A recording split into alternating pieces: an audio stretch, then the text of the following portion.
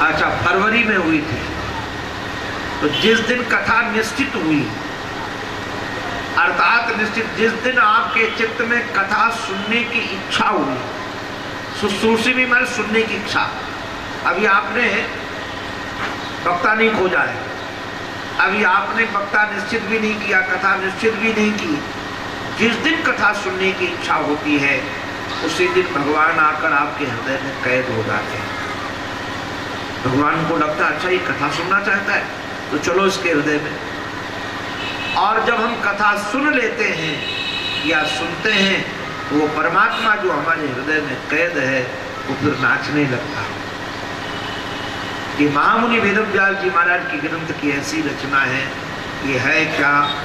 बोले निगम कल्प तरोर्गलितम फलम सुख मुखात अमृत द्रव संयुतम पिबत भागवतम रसमालयम मुहुरहो रसिका भुवि भावुकाः। भागवत के दो प्रकार के श्रोता हैं, एक रसिक श्रोता और एक भावुक श्रोता है। रसिक श्रोता वो है जो कथा सुनते काल ही रस लेते हैं, वो कोई इसके फल के चक्कर में नहीं है कि भाई भागवत सुनेंगे तो मोक्ष हो जाएगा। जैसे व्यास है, पराशर है, पुंडरीक है, चवन है, परशुराम है, गालव है, भृगु है, मार्कंडेय है, नारद है, ये महापुरुष कथा कैसे सुनते हैं? रस के लिए। तो ये रसिक जो श्रोता है तत्काल ही रस लेने वाले, और कई भावुक श्रोता है, भावना के आधार पर सुन रहे हैं कथा, वो भी भाव से सुन रहे हैं किंतु फलाभिलाषा से भरे हुए हैं। तो चाहे रसिक हो चाहे भावुक हो, उनको कहते हैं ये कथा सुनो। वैसे सुनो नहीं, पियो। पिबत भागवतम रसमालयम, आलयम मोक्ष पर्यंतम, जब तक मोक्ष न मिल जाए अथवा जब तक मृत्यु न हो जाए। अच्छा, हमसे कई बार लोग पूछते हैं कि महाराज अपने जीवन में कितनी बार भागवत सुननी चाहिए? 1 बार, 2 बार, 4 बार, 10 बार, 108 बार? तो मैं उनसे एक ही प्रश्न करता हूँ कि तुम्हारे दिमाग में कभी ये आया कि जीवन में कितनी बार भोजन करना चाहिए? कभी सोचा कि 1000 बार लिस्ट बना लेंगे उसके बाद मर जाएंगे, भोजन नहीं करेंगे? अरे बाबा, जब जब भूख लगती है तब तक आप भोजन करते हो। ऐसे संसार का जब जब दुख लगे तब तक भागवत सुनो। ये भवरोग समाप्त करने की औषधि है। संसार के ताप को समाप्त करने के लिए अमृत है। तप रहे हो ना, अमृत इसको पियो। संसार ताप तप्त होने वाले के लिए ये है क्या? बोले निगम कल्प तरोर गलितम फलम, ये निगम रूपी कल्प वृक्ष का फल है। कल्प वृक्ष नहीं है, कल्प वृक्ष का फल है। वेद तो कल्प वृक्ष है किंतु भागवत कल्प वृक्ष नहीं है, कल्प वृक्ष का फल है। और एक बात कहें, ये ऐसा फल है जिसका कोई बच्चा नहीं है, इससे वंश परंपरा नहीं करेगी। क्योंकि वंश परंपरा कब चलती है? जब बीज होता है। इसमें बीज ही नहीं है, गुठली नहीं है, तो वंश परंपरा इसकी होगी नहीं। और दूसरी बात ये, जो सुनेगा उसका भी मोक्ष ही हो जाएगा। रस से भरा हुआ ग्रंथ। एक बात और कह दे, जो वैष्णव है वो लोग जानते हैं, ये महाप्रसाद है। प्रसाद जो ठाकुर जी को पधराया जाता है, और महाप्रसाद जो भक्त का उच्छिष्ट होता है, जैसे जगन्नाथ भगवान का जो प्रसाद होता है वो महाप्रसाद है, वहाँ झूठी बात झूठा नहीं विचार करता को। यहाँ सुखदेव रूपी हमारे जो महापुरुष हैं, सुख मुखात, उन्होंने इसको संश्लिष्ट किया, इसको किया है, महाप्रसाद है, उनका उच्छिष्ट है। जब तक नारायण मोक्ष न मिल जाए तब तक पियो। बाद में हमारे श्री वेदव्यास जी महाराज बताते हैं, नैमिषारण्य की पावन पवित्र भूमि में, ये भूमि की बड़ी महिमा है। नैमिषारण्य की भूमि दिव्य भूमि है। ये भूमि परमात्मा क्षेत्र के रूप में जानी जाती, जैसे कुरुक्षेत्र को धर्म क्षेत्र बोलते हैं। हम लोगों ने बचपन में सुना था, अगर भक्ति चाहिए तो यमुना का जल पियो तो भक्ति मिले, यमुना तट पर रहो तो भक्ति मिले। ज्ञान चाहिए तो आप गंगा के तट पर रहिए, और वैराग्य चाहिए तब करना हो तो रेवा तटे कुर्यात। नर्मदा वैराग्य देने वाली दिव्य नदी है, आप इसके तट पर हो तो वैराग्य। भूमि का एक अपना महत्व होता है, प्रत्येक भूमि का महत्व हो, जल का महत्व हो। हमारे रवि जी बताते हैं, यहीं पास में कोई गांव है, उस गांव के लोग अंग्रेजों से बहुत लड़ते थे,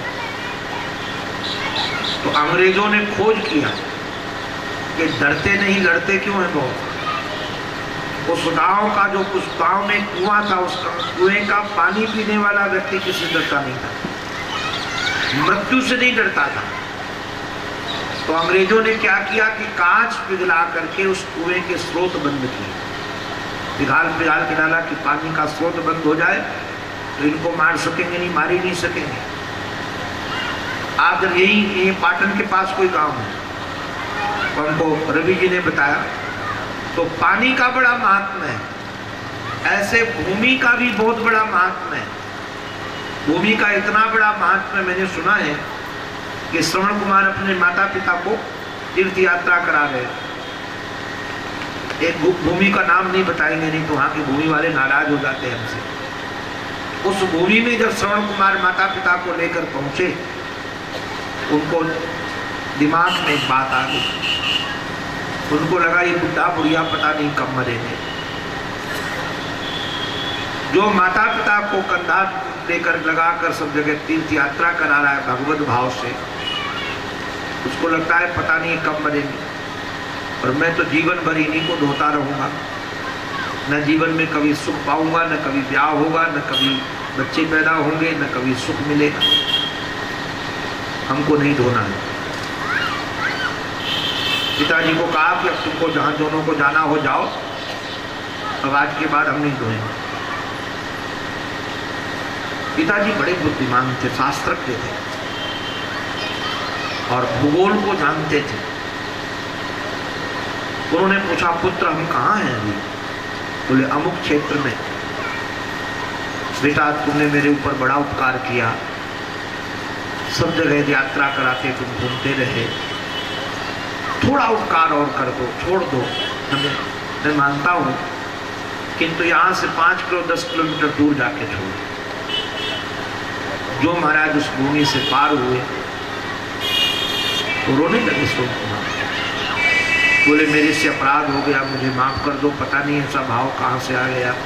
पिताजी ने कहा बेटा तेरा दोष नहीं है, उस भूमि का दोष है। ये महाराष्ट्र की भूमि है, बंबई के आसपास वाली, जहां महाराज भाव ही समाप्त हो जाए, माता पिता के प्रति गौरव का भाव चला जाए। आजकल पता है क्यों जा रहा है गौरव का भाव माता पिता के प्रति? क्योंकि जो हम अनाज खाते हैं सब यूरिया वाला है। इसलिए यूरिया वाला अनाज खाने के कारण सब हमारे हृदय के भाव ही चले जा रहे हैं, संबंध जा रहे हैं, क्योंकि इसको तैयार जिस ढंग से किया जाता है, पढ़ रहे थे एक दिन, वो पद्धति बहुत पवित्र नहीं है। हम लोग अधिक अन्न पैदा करने के चक्कर में अधिकतर अन्न को वर्ण संकरी पैदा कर रहे हैं। जैसे आजकल अधिक दूध की कामना से लेकर जो जर्सी गाय है वो वर्ण संकरी गाय है, उसको कभी इंटरनेट में डाल के खोजना कैसे बनी है, ये सुअर के बीज से पैदा की गई, सुअर और गाय को मिला करके। अब बताइए, वर्ण संकरी गाय का दूध पीने वाला बच्चा, उसके जीवन में धर्म कहां से रहेगा। ऐसे ही एक हमारे शिष्य हैं, अफ्रीका में है, 40 साल से वो लगातार प्रत्येक फलों को वर्ण संकरी बनाने में लगे, प्रत्येक बीज को वर्ण संकरी बनाने में लगे। गेहूं का किसके साथ क्या मिला दिया जाए वो बीज तैयार हो तो ज्यादा फसल मिले। अभी हमने भारत में एक जगह देखा कि था अमरूद और स्वाद मिल रहा था सेव का, था अमरूद और स्वाद मिल रहा था सेव का, तो पता चला कि कैसे ये सेव, हमारा सेव का स्वाद कैसे आ रहा है। सेव के वृक्ष को काट करके और अमरूद की डाली लगा दी गई, तो फल जो निकल रहा है वो देखने में अमरूद का है, किंतु उसका तना तो सेव का था ना। तो वर्ण संकरी फल हो गए, क्योंकि फसल ज्यादा मिले। तो जैसे वर्ण संकरी फल, अब वर्ण संकरी संतान की तो गीता में बड़ी निंदा है, तो वर्ण संकरी संतानें तो हो जो तो बड़ी बालक बात है। हम लोग दूध की कामना से, अधिक फल की कामना से, आज बच्चे ज्यादा बुद्धिमान पैदा हो, इस कामना से भी लोग वर्ण संकरी संतान पैदा कराते हैं, किंतु उसका गुण धर्म चला जाएगा। अब गेहूं का जो गुण धर्म है वो चला जाए, फसल ज्यादा खाओ, पैदा करो, किंतु अब जो बच्चे पैदा होंगे वो माता पिता से प्रेम नहीं मानेंगे, जीवन में धर्म नहीं होगा, मर्यादाएं नहीं होंगी, सब चौपट हो गई, ज्यादा फसल काटो। तो वास्तविक वस्तु प्राप्त करने की भूमि का भी एक अपना महत्व है, फल का महत्व है। तो नैमिषारण्य की जो भूमि है नारायण, ये भूमि परमात्मा भूमि है। हमारे राम जी ने सब अधिकतर यज्ञ वहीं किए, जानकी माँ धरा में वहीं समाई। रामचरितमानस के आधार पर हमारे मनुष्य रूपा भवन बसत भा चौथपन हो न विषय वैर विराग, बाद में बरबस राज सुत नृपदीना, और जाकर नैमिषारण्य में किया, तब किया। नर नारायण की भी तपस्थली है नैमिषारण्य, देवी भागवत में उसका वर्णन है।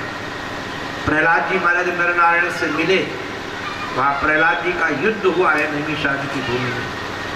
क्योंकि ब्रह्मचारी के रूप में रहते थे, जटा रखता नारायण और धनुष्मान भी रखते थे। तो प्रहलाद जी जब घूमने आए तो प्रश्न कर दिया उनसे, ये विषम भेष क्यों धारण करते हो, तो साधु बन के रखो, कि तो बंदूक लेके घूमो। अब साधु का भेष और बंदूक लेके घूमो। एक हमारा यहाँ चेला शायद आएगा कभी, उपाध्याय जी से ही महाराज मिलाया, कथा सुनी थी भागवत। बाबा जी बन के रहता, ऊपर चादर ओढ़ता है और गर्मी में भी हमारा कंबल ओढ़ता है, और कंबल हटाए तो 2-2 पिस्तौल रखता है। अब ये ज्यादा खतरे के लोग यही रहता, बगल में ही आएगा किसी दिन, हमको लव लेटर लिखता है, हमसे बहुत प्यार करता है, मगर हमको देख इतना बड़ा लव लेटर लिख के भेजा था। तो आप मतलब ऊपर से साधु और अंदर से दुर्जन, ये तो गड़बड़ मामला है ना। तो वेश ऐसे महाराज हो गया, तो ब्रह्मचारी के वेश को देखकर प्रहलाद ने भी प्रश्न कर दिया कि तुम ऊपर से तो महात्मा बने बैठे हो, तपस्वी, और धनुष्बाण क्यों रखते हो, महात्मा को तो निर्वैर होना चाहिए। तो कई वर्षों तक युद्ध हुआ है प्रहलाद जी महाराज से नैमिषारण्य की भूमि में, वही पावन पवित्र भूमि, वहाँ बड़े बड़े महात्मा, अमलात्मा, ज्ञानेन्द्र, मुनीन्द्र, नारायण यज्ञ कर रहे थे। और यज्ञ करने में जो समय बचता था, उस समय का सदुपयोग करने के लिए सत्संग रहे। आज हम जरूर बार बार लोगों को कहते हैं, अगर आप सब मस्त रहना चाहते हो तो व्यस्त रहना सीखो। अपने को कहीं न कहीं व्यस्त रखो। न कुछ कर सकते हो तो शास्त्र स्वाध्याय करो, लेखन करो, अपने को व्यस्त रखो, चिंतन करो कुछ ना कुछ। इन महात्माओं ने क्या किया, हमारे श्री रोमहर्षण जी को व्यासपीठ पर बैठाला था कि तो भागवत की कथा कहने के समय उनके सुपुत्र थे। व्यासपीठ पर बैठाल दिया और बैठाल करके कहा कि महाराज आपने तो वेद शास्त्रों का अध्ययन किया है, आपके चरणों में हमारी प्रार्थना है, किम श्रेयः शास्त्र सारः कह स्वावतार प्रयोजनम, मनुष्य जीवन का श्रेय क्या है और हमारे यहाँ इतने शास्त्र हैं, उन शास्त्रों का सार क्या है। स्वावतार प्रयोजनम, भगवान के अवतार का प्रयोजन क्या है, भगवान क्यों अवतार लेते हैं, दुष्टों को मारने के लिए। तो क्या उनके अवतार के बगैर उनके संकल्प से दुष्ट नहीं मर सकते। भगवान को दुष्टों को मारने के लिए तो कोई अवतार लेने की जरूरत नहीं है। स्वावतार प्रयोजनम, भगवान के अवतार का प्रयोजन क्या है। और केवतारश्च, भगवान के कितने अवतार हैं और अवतार लेकर भगवान क्या क्या लीला करते हैं, आप ये कृपा करके हमको बताइए।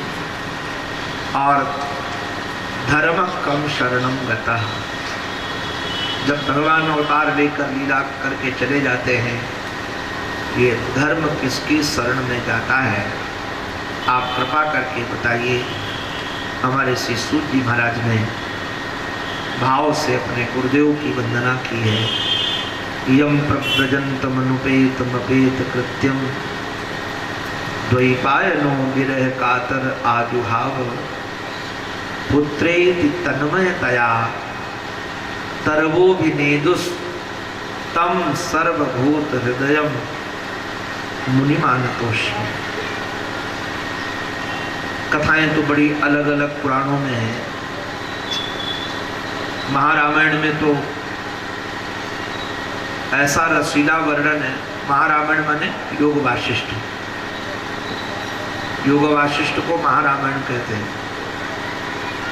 तो महारामायण में तो ये वर्णन है कि बद्रीनाथ में हमारे श्री कृष्ण द्वैपायन रहते थे। एक दिन एक पक्षी को देखा, गौरैया पक्षी को।